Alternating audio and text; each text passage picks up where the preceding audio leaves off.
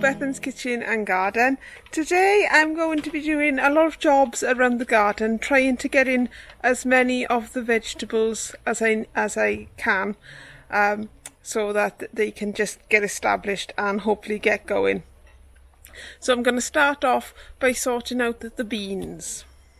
These are my borlotti beans, and there's almost one plant per cane, but I want to put in a couple more that haven't come up, because my idea was to have one either side, so two beans per cane.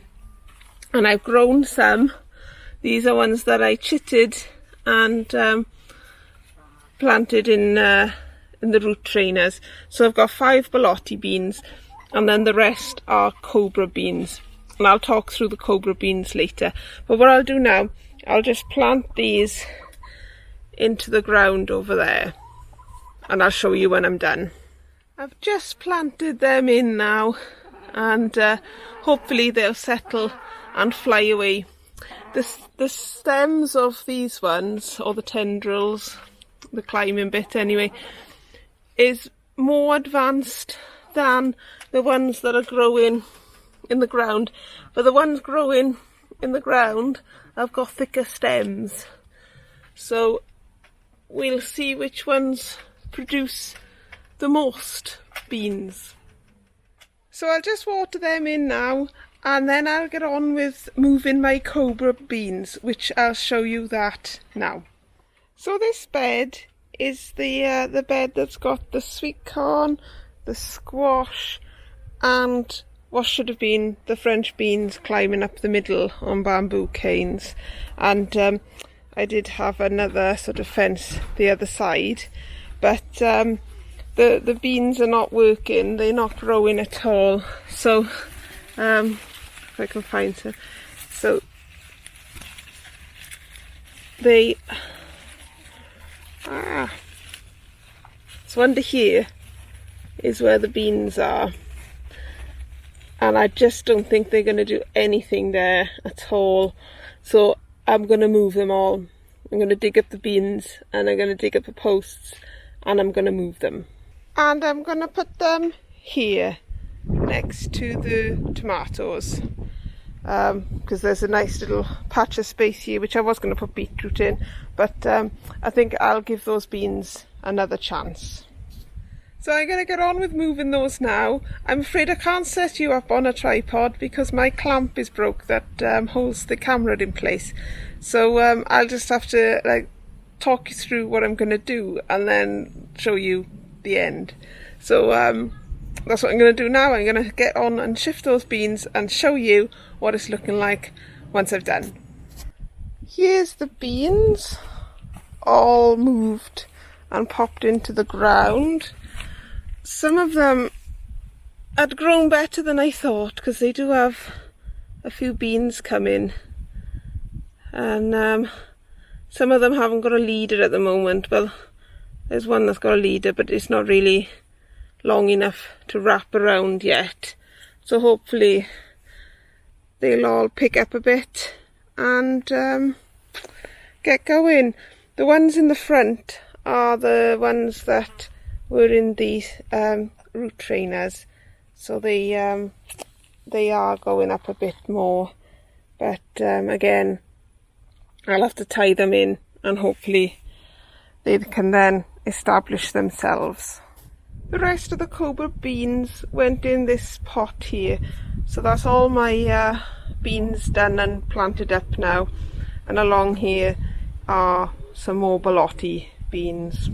So that is all my beans planted up now. If nothing else works, then I'll have to try again next year. I'm not going to mess around chitting any more beans. So fingers crossed that the ones I've moved will speed on, you know, and come to something. But let's go and see what else I've got that needs to go in the ground. I've got my 8 sprout plants here. I feel they're a bit small to go in the ground at the moment. I would like them to establish themselves a little bit more before they go in. The root trainers that I had the beans in are now empty, but there are some sweet corn still in here. I'm not quite sure where I'm going to put that yet. It was just what was left over, so I thought, well, I might as well sow it and plant it and see how it gets on. And I got some greyhound cabbage to go in as well, and I've also got some other things around the back greenhouse, so let's go and have a look at that. And I almost forgot to show you this that I planted up yesterday. It's got some cabbages in here and some iceberg lettuce. The cabbage is April, the variety is April, and it can either be spring greens or it will hearten up, but it is meant to be grown over the winter. So that's gone in there, and then down the bottom I took out the fennel that was there because it had all bolted, and I've put some pak choi in its place instead. So that was a good job yesterday. And back to the brassicas, I've got some more cabbage, some more of the April cabbage for spring greens, some cauliflower and some broccoli ready to go in.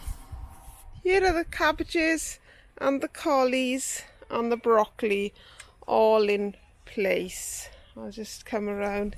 I was just about to put the net on, and then I thought I better show you before I put the net on.